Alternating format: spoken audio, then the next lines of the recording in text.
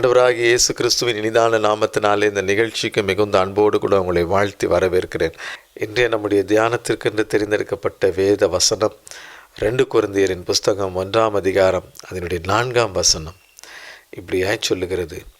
தேவனால் எங்களுக்கு அருளப்படுகிற ஆறுதலினாலே எந்த உபத்திரவத்திலாகிலும் அகப்படுகிறவர்களுக்கு நாங்கள் ஆறுதல் செய்ய திராணி உள்ளவர்களாயிருக்கும்படிக்கு எங்களுக்கு வரும் சகல உபத்திரவங்களிலேயும் அவரே எங்களுக்கு ஆறுதல் செய்கிறவர். எங்களுக்கு வரும் சகல உபத்திரவங்களிலும் அவரே எங்களுக்கு ஆறுதல் செய்கிறவர்.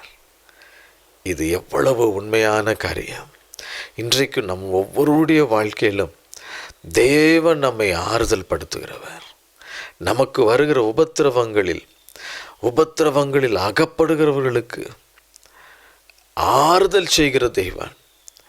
ஆகவே இப்படிப்பட்ட உபத்திரவங்களில் அகப்படுகிற மற்றவர்களை ஆறுதல் படுத்தவும் சகல உபத்திரவங்களை வெளியே கொண்டு வரவும் ஆண்டவர் இன்றைக்கு நமக்கு கிருபை பாராட்டி இருக்கிறார். தேவனால் எங்களுக்கு அருளப்படுகிற ஆறுதல், தேவனே நம்மை ஆறுதல் படுத்துகிறவர். சில நேரங்களிலே சில உபத்திரவங்கள், சில பாடுகள், சில இழப்புகள் மனிதர்களால் நம்மை ஆறுதல் படுத்த முடியாது. அவர்கள் எவ்வளவுதான் நமக்கு ஆறுதல் கூறினாலும் பரத்திலிருந்து வரக்கூடிய அந்த தேவாதி தேவனுடைய சமூகத்திலிருந்து வரக்கூடிய ஆறுதல் மட்டுமே நம்மை இளைப்பாறப்படணும், நம்மை மீண்டும் எழும்பச் செய்யும், நம்மை ஆறுதல் படுத்தும். யோவான் எழுதின சுவிசேஷம் 16ஆம் அதிகாரம் 33ஆம் வசனத்தில் நாம் பார்க்கிறோம். ஆண்டவராகிய இயேசு கிறிஸ்து சொல்லியிருக்கிறார், உலகத்தில் உங்களுக்கு உபத்திரவம் உண்டு, ஆனாலும் திடன் கொள்ளுங்கள், நான் உலகத்தை ஜெயித்தேன். இந்த உலகம் ஒரு பாடு நிறைந்த உலகம், உபத்திரவம் நிறைந்த உலகம், கண்ணீர் நிறைந்த உலகம். ஆனாலும் இயேசு கிறிஸ்து நமக்கு சொல்லியிருக்கிற காரியம், திடன் கொள்ளுங்கள், நான் உலகத்தை ஜெயித்தேன். உலகத்தை ஜெயித்த ஆண்டவர் நமக்கு இருக்கிறபடினால் அவர் நமக்கு ஜெயத்தை கொடுப்பார், நமக்கு ஆறுதலை கொடுப்பார், நமக்கு சமாதானத்தை கொடுப்பார். என்றென்றும் நம்மை வழி நடத்துகிற ஒரு தேவனாயிருந்து செமையான வழியிலே அவரே கரம் பிடித்து நம்மை நடத்துகிற தேவனாயிருக்கிறார். சகல உபத்திரவங்களிலும் அவரே எங்களுக்கு ஆறுதல் செய்கிறவர். எல்லா உபத்திரவங்களிலும் அவரே எங்களுக்கு ஆறுதல் செய்கிறவர். ஆண்டவர் அநேக காரியங்கள் மூலமாய் நம்மை ஆறுதல் படுத்துவார். ஆறுதலற்று தவிக்கிற நேரங்களில், கண்ணீரோடு அமர்ந்திருக்கிற நேரங்களில் அநேக காரியங்கள் மூலமாய் நம்மை ஆறுதல் படுத்துவார். முதலாவது, சங்கீதங்களின் புஸ்தகம் 119ஆம் அதிகாரம் 49, 50 ஆகிய பகுதிகளிலே நாம் பார்க்கிறோம். நீர் என்னை நம்ப பண்ணின வசனத்தை உமது அடியேனுக்காக நினைத்தருளும், அதுவே என் சிறுமையில் எனக்கு ஆறுதல், அதுவே எனக்கு என் சிறுமையில் எனக்கு ஆறுதல் என்று சொல்லி சங்கீதக்காரன் தன்னுடைய அனுபவத்தை இங்கு கொட்டி இருக்கிறார். தேவனுடைய வசனம் நமக்கு ஆறுதல். துன்ப நேரத்திலே, துயரத்தின் நேரத்திலே, கண்ணீரின் பள்ளத்தாக்கிலே நடக்கும் பொழுது ஆண்டவருடைய வசனமே நமக்கு ஆறுதலை கொடுக்கிறது. அது மெய்யான சமாதானத்தை நமக்குள்ளாக கொடுக்கிறது, நமக்கு ஒரு ஜெயத்தை கொடுக்கிறது. ஆம் பிரியமானவர்களே, உமது வசனம் என் சிறுமையில் எனக்கு ஆறுதல் என்று சொல்லி சங்கீதக்காரன் சொல்லுகிறதை நாம் பார்க்கிறோம். ஆண்டவருடைய வசனம் நம்முடைய சிறுமையில் நமக்கு ஆறுதல். ஆகவேதான் வசனத்தை வாசித்து தியானித்து அதற்கு கீழ்ப்படிந்து வசனத்திற்கு நாம் நடுங்கும் பொழுது அது நம்மை பலப்படுத்தும், நம்மை ஆறுதல் படுத்தும், தெய்வீக சமாதானத்தினால் நம்ம இருதயங்களை நிரப்பும், மீண்டும் எழச் செய்யும், இந்த உலகத்தில் ஜெயித்து ஓடுகிற கிருபையை நமக்கு கொடுக்கும். ஆம், நமக்கு வரக்கூடிய சகல உபத்திரவங்களிலும் தேவனாகிய கர்த்தர் அவரே நமக்கு ஆறுதல் செய்கிற தேவனாயிருக்கிறார்.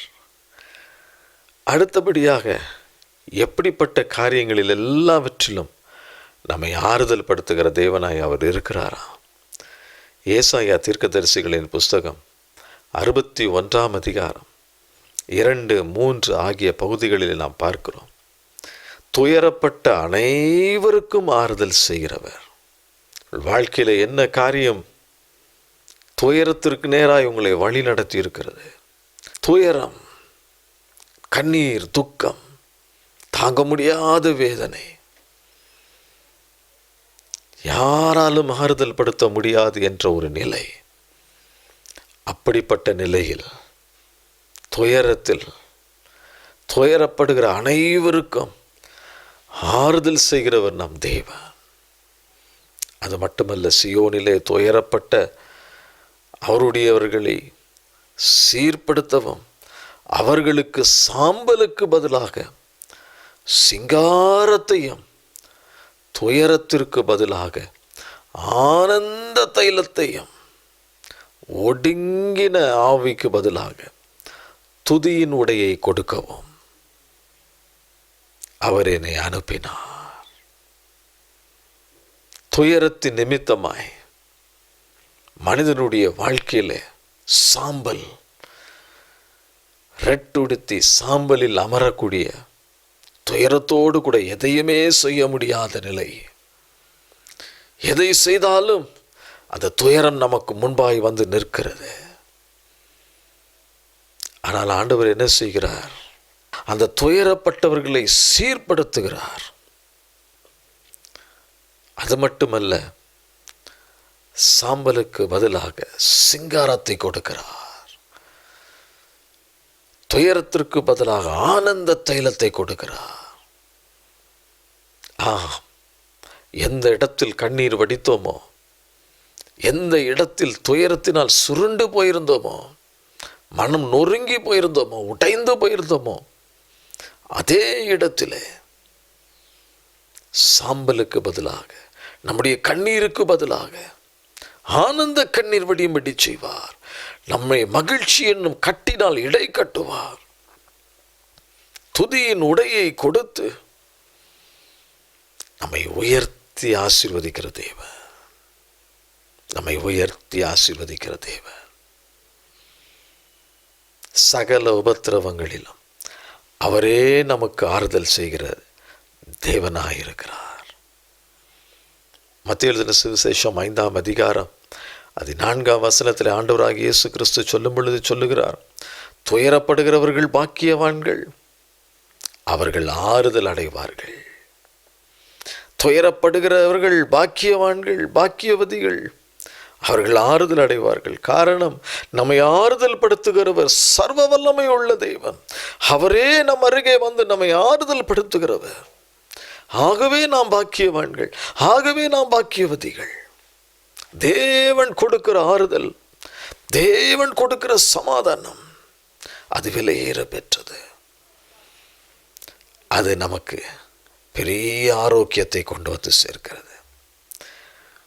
ஆம் பிரியமானவர்களே, 1 கொரிந்தியரின் புஸ்தகம் 1 அதிகாரம் 5 நாம் பார்க்கிறோம், கிறிஸ்துவினுடைய பாடுகள் எங்களிடத்தில் பெருகுகிறது போல கிறிஸ்துவினாலே எங்களுக்கு ஆறுதலும் பெருகுகிறது என்று சொல்லி பவுல் சொல்லுகிறதை நாம் பார்க்கிறோம். எந்த அளவுக்கு நாம் பாடுகளை கிறிஸ்துவின் நிமித்தம் நாம் சகிக்கிறோமோ, அந்த அளவுக்கு கிறிஸ்துவாலே நமக்கு ஆறுதலும் கிடைக்கும் என்று சொல்லி அவர் தன்னுடைய அனுபவத்தில் எழுதி வைத்திருக்கிறார். இது உண்மை. கிறிஸ்துவின் நிமித்தம் நமக்கு வரக்கூடிய பாடுகள், உபத்திரவங்கள், ஆறுதலற்ற நிலைகள், இவைகளிலே கிறிஸ்துவே நம்மை ஆறுதலிலே பெருக பண்ணி நம்மை உயர்த்துகிறது, நம்மை தூக்கி எடுக்கிற தேவனாயிருக்கிறார். நம் தேவன் பாடுகளுக்கு மட்டுமல்ல, பாடுகள் வழியாய் நம்மை நடத்துகிறவர் மட்டுமல்ல, அவைகளுக்கூடாய் நம்மை அனுமதிக்கிறவர் மட்டுமல்ல, அதிலிருந்து நம்மை தூக்கி எடுக்கிற தேவன், அது மட்டுமல்ல, அதிலிருந்து நம்மை மீட்டெடுத்து நம்மை ஆறுதல் படுத்துகிற தேவன். அதுதான் மிக மிக முக்கியமானது. யோபுவின் வாழ்க்கையில தேவன் இதை செய்திருந்தார். யோபு உத்தமன், சன்மார்க்கன், தேவனுக்கு பயந்து பொல்லாப்புக்கு விலகுகிறவன். ஆனாலும் தேவனுடைய அனுமதியோடு கூட அவனை சுற்றி இருந்த வேலி எடுக்கப்பட்ட பொழுது ஒரே நாளில் எல்லாவற்றையும் இழந்து போனான். ஆறுதலற்று சரீர வேதனையோடு அமர்ந்திருந்தான், சாம்பலில் அமர்ந்திருந்தான். நாள் ஒன்று வந்தது, ஆண்டவர் இறங்கி வந்தார். யோபுவின் புஸ்தகம் 42ஆம் அதிகாரத்தில் நாம் பார்க்கிறோம். யோபு 42ஆம் அதிகாரம் அதனுடைய 10 முதல் உள்ள வசனங்களை நாம் பார்க்கும் பொழுது, யோபுவுக்கு முன்னிருந்த எல்லாவற்றை பார்க்கிலும் இரண்டத்தனையான ஆசீர்வாதத்தை கர்த்தர் கொடுத்தார். எதெல்லாம் அவர் இழந்து போனேன் என்று நினைத்தாரோ அது எல்லாவற்றையும் 2 மடங்கு ஆண்டவர் கொடுத்தார். இப்படிதான் தேவன் நம்மை ஆறுதல் படுத்துவார். எதையெல்லாம் இழந்து விட்டோம் என்று நினைக்கிறோம் அதையெல்லாம் 2 மடங்கு கொடுப்பார், நம்மை ஆறுதல் படுத்துவதற்காக. யோபின் முன்னிலையை பார்க்கிலும் அவன் பின்னிலைமை கர்த்தர் ஆசீர்வதித்தார் என்று சொல்லி நாம் பார்க்கிறோம். 16ஆம் வசனத்திலே பார்க்கிறோம், அதற்கு பின்பு யோபு 140 வருஷம் உயிரோடு இருந்து 4 தலைமுறையாக தன் பிள்ளைகளையும் தன் பிள்ளைகளுடைய பிள்ளைகளையும் கண்டான். யோபு நெடுநாள் இருந்து பூர்ண வயதுள்ளவனாய் மாறித்தான். அந்த துயர நாட்களிலே, அந்த வியாதியின் படுக்கையிலே அவன் மரிக்க ஆண்டவர் அனுமதிக்கவில்லை. ஆனால் அவனுடைய சாம்பலுக்கு பதிலாக அவனுக்கு சிங்காரத்தை கொடுத்தார். துயரத்திற்கு பதிலாக மீண்டுமாய் அவனுக்கு ஆனந்த தைலத்தை கொடுத்தார். துதியின் உடையை கொடுத்தார். ஒடுங்கின ஆவிக்கு பதிலாக துதியின் உடையை கர்த்தர் அவனுக்கு கொடுத்தார். அவனை தூக்கி எழுப்பினார். யோபு இழந்த எல்லாவற்றையும் 2 மடங்கு கொடுத்தார். தீர்க்காயுசை கொடுத்தார். நல்ல சுகபலனோடு கூட பூர்ண வயதோடு ஆண்டவருடைய ராஜ்யத்திற்குள் பிரவேசிக்கும் கிருபையை கொடுத்தார். இன்றைக்கும் அநேக உபத்திரவங்கள், பாடுகள், கண்ணீர், கவலைகள், இவைகளுக்கு மத்தியிலே தேவனே நம்மை ஆறுதல் படுத்துகிறவர். அவரே நமக்கு ஆறுதல் செய்கிற தெய்வம். மனிதர்கள் எத்தனை வார்த்தை சொன்னாலும் அது நம் உள்ளத்திற்குள் ஆறுதலை கொடுக்காது. ஆனால் தேவனாகிய கர்த்தரிடத்திலிருந்து வரக்கூடிய சமாதானம், அந்த மகிமை நம்மை சூழ்ந்து கொள்ளும் பொழுது அது நம்மை ஆறுதல் படுத்தும். துயரப்படுகிறவர்கள் பாக்கியவான்கள், அவர்கள் ஆறுதல் அடைவார்கள். சகல உபத்திரவங்களிலும் அவரே நமக்கு ஆறுதல். ஹல்லேலூயா. கண்களை மூடி ஆண்டவருடைய சமூகத்தில் அவருடைய முகத்தை நோக்கி பார்ப்போமா. தகப்பனே, இந்த நாளில் உம்முடைய வசனத்தின் மூலமாய் நீர் பேசினீரப்பா. நீரே எங்களை ஆறுதல் படுத்துகிற கர்த்தர்.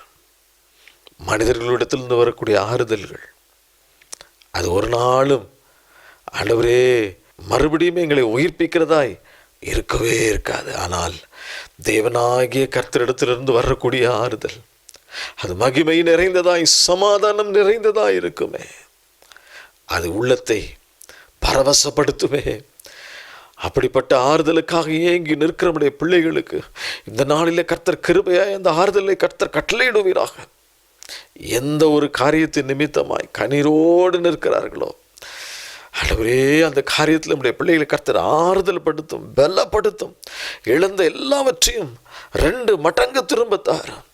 அன்றைக்கு யோபுவை நீர் அப்படியாய் ஆசீர்வதித்தீரே, அதே போல் நம்முடைய பிள்ளைகளை அபரிமிதமாய் ஆசீர்வதிங்கப்பா. ஆயுசு நாட்களை பூரணப்படுத்தி கொடுங்க. எல்லா கிருபைகளாலும் நிரப்புங்க. பிள்ளைகளை ஆசீர்வதிங்க, பலப்படுத்துங்க, வழி நடத்துங்க. இயேசு கிறிஸ்துவின் நாமத்தில் கேட்கிறோம் பிதாவே, ஆமென். கர்த்தர் தாமே உங்களை ஆசீர்வதிப்பாராக. ஆமென்.